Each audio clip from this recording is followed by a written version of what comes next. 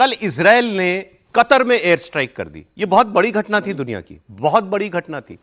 Israel के fighter jets ने Qatar की राजधानी दोहा को निशाना बनाया और इजराइल के टारगेट पर हमास लीडर्स का ठिकाना था।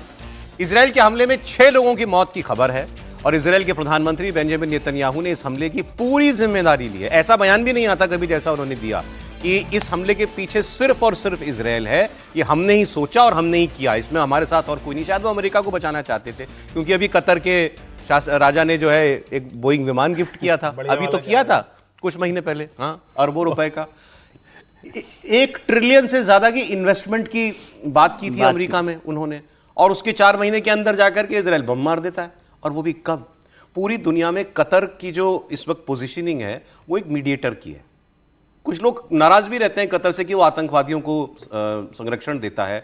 हमास का हेड ऑफिस वहां पर है। जब तालिबान से बात करनी थी अमेरिका को तो भी कतर में ही बात होती थी। तो सारे ऐसे लोग जो है जो किसी एक दूसरे के हिस्से में जो है बैन होते हैं या आतंकवादी करार दिए जाते हैं, उनसे भी बात करने के लिए जब करनी होती है तो लोग दोहा जाते हैं। इसीलिए दोहा एक तरीके से बड़ी सेफ सिक्योर प्लेस मानी जाती थी। लेकिन कतर अब ये सोच रहा होगा कि मैं किसके साथ हूं। अभी 4 महीने पहले जब इजराइल और अमेरिका ने ईरान पर हमला किया था तो दिखाने के लिए से ईरान ने कतर में ही अमेरिका के बेस पे हमला किया। अब अमेरिका का साथी हमला कर देता है, पहले दुश्मन अब साथी हमला कर रहा है। अब इसके पीछे ट्रंप की सहमति थी या नहीं थी, ये सवाल हो सकता है, लेकिन लोगों का मानना है कि इजराइल ऐसा काम करेगा और अमेरिका को नहीं बताएगा, ये मुमकिन नहीं है। ट्रंप ये कह रहे हैं कि जो हुआ उससे मैं बहुत नाखुश हूं, लेकिन कोई ये पहले तो उनको ये बताना चाहिए क्या उनको मालूम था कि इजराइल ऐसा करने जा रहा है और इजराइल किस हद तक अपने दुश्मनों के पीछे पड़ता है। ये एक तो उसने मीडिएटर के घर में जाकर के मारा और उस वक्त मारा जब अमेरिका के प्रपोजल को, सीज फायर प्रपोजल को पर बात करने के लिए हमास की सारी बची कुची लीडरशिप वहां पहुंची हुई थी। 12 जगहों पर बमबारी की है फाइटर जेट्स ने इजराइल के। तो इस पर नेतन्याहू ने क्या कहा, अमेरिका ने क्या कहा, वो आपको दिखाते हैं। A surgical precision strike on the terrorist chiefs of Hamas. These are the same terrorists who planned, terrorist chiefs who planned, launched, and celebrated the horrific massacres of October 7th. Israel acted wholly independently, and we take full responsibility for this action.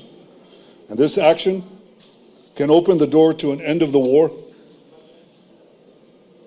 End of the war in Gaza.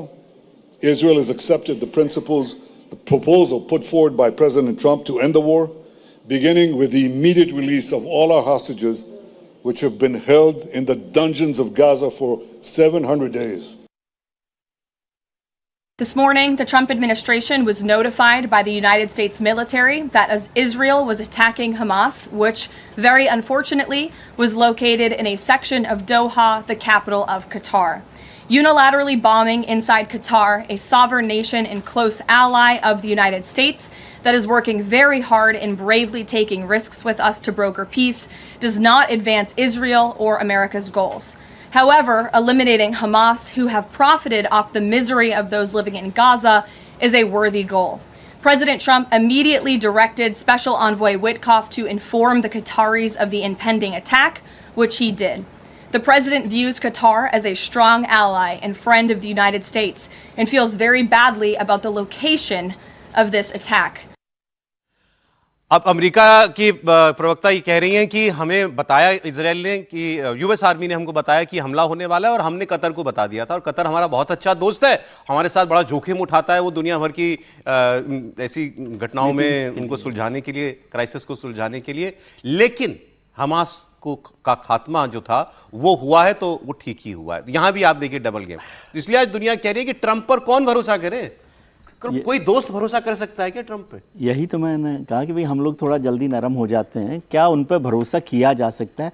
और जो समीर साहब ने कहा ना, वो बात ठीक थी कि यदि इतनी दोस्ती लग रही थी उनको हमारे से भारत के साथ, तो पहले कहते भाई ये 25% पेनल्टी तो हम आज खत्म कर रहे हैं, फिर बाकी टैरिफ की डील्स पर बात करेंगे।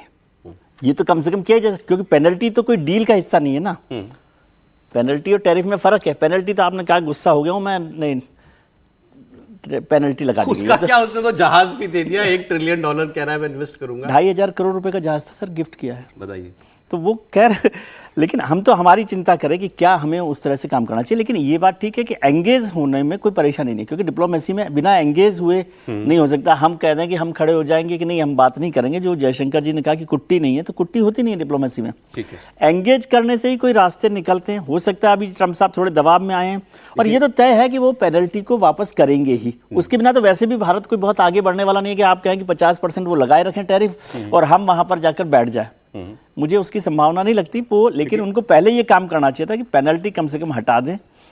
और मैं यूएस में बात हो रही थी कल, मेरे सिएटल में बात हुई, कैलिफोर्निया में बात हुई, वहाँ पर भारतीय जो है ना वो अमेरिकी राजनीति पर बहुत दबाव बनाए हुए हैं कि ये सब नहीं चलने वाला है।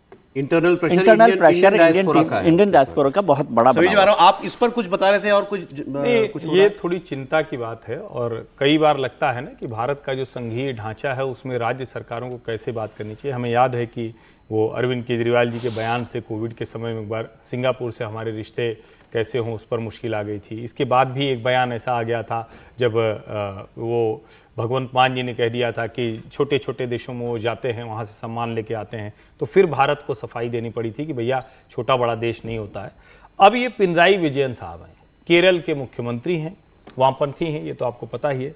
इन्होंने इजराइल के जो वित्त मंत्री हैं बेजेलेल स्मोट्रिक, इनको जो भोज दिया है डॉक्टर एस जयशंकर ने, भारत के विदेश मंत्रालय ने, उस पर सवाल खड़ा कर दिया है। और इन्होंने गाजा का सवाल खड़ा कर दिया है। अब सवाल यह है कि क्या आप हमास के साथ खड़े हैं, क्योंकि भारत के लिए तो इजराइल मित्र देश है, भारत के लिए फिलिस्तीन भी मित्र देश है, लेकिन इजराइल भारत के साथ हर किसी भी मतलब कैसी भी मुश्किल से मुश्किल परिस्थिति में भी इजराइल ने कभी इफ बट नहीं लगाया है, अभी तक तो नहीं लगाया। यानी भारत नहीं भी जब स्वीकार करता था उस, अब वो रिश्ते ठीक हुए। आप हमारे देश के एक राज्य के चुने हुए मुख्यमंत्री हैं और आप इस तरह से इंटरनेशनल रिलेशंस में लिखा है कि आप उस देश के मंत्री को होस्ट कर रहे हैं जो जेनोसाइड कर रहा है। बिल्कुल नरसंहार की बात वो कर रहे हैं। तो सवाल यही कि क्या भारत की विदेश नीति को जो नेता है हमारे देश को समझने के तैयार नहीं, संबंध बिगड़वाना चाहते हैं। ऐसे इस हमले पर भी भारत ने बहुत सधाव रुख दिखाया, निंदा नहीं की है इस हमले की भारत ने। कतर हमारा भी दोस्त है। नहीं, कतर हमारा भी दोस्त है, कतर अमेरिका का बहुत दोस्त है, और कतर की सुरक्षा की जिम्मेदारी तो अमेरिका ने उठाई थी। जब इजराइल और अमेरिका इतने करीबी, नेतन्याहू और ट्रंप की इतनी गाढ़ी दोस्ती है, और मतलब अमेरिका और इजराइल के इतने संबंध है, उसके बाद इजराइल बिना बताए ट्रंप प्रशासन को कतर पर हमला करता है, तो एक दोस्त दूसरे दोस्त को धोखा देता है ना। तो इजराइल पे बहुत भरोसा करना किसी के लिए ठीक नहीं है। इजराइल कभी भी किसी को भी अपने स्वार्थ के लिए धोखा दे सकता है, वो किसी का नहीं है। जब वो अमेरिका को धोखा दे सकता है कि जिसके पास कतर की जिम्मेदारी थी, तो मुझे लग रहा है, और ट्रंप ने कहा है कि मैं इससे बहुत खुश नहीं हूं। आप इसमें अमेरिका को इतना मासूम क्यों मान रहे हैं? नहीं, मासूम नहीं मान रहा हूं, लेकिन ट्रंप ने कल बहुत स्पष्ट बोला इस बात को लेकर कि भाई जो हुआ मेरी जानकारी में नहीं हुआ, मैं बहुत ज्यादा थ्रिल नहीं हूं।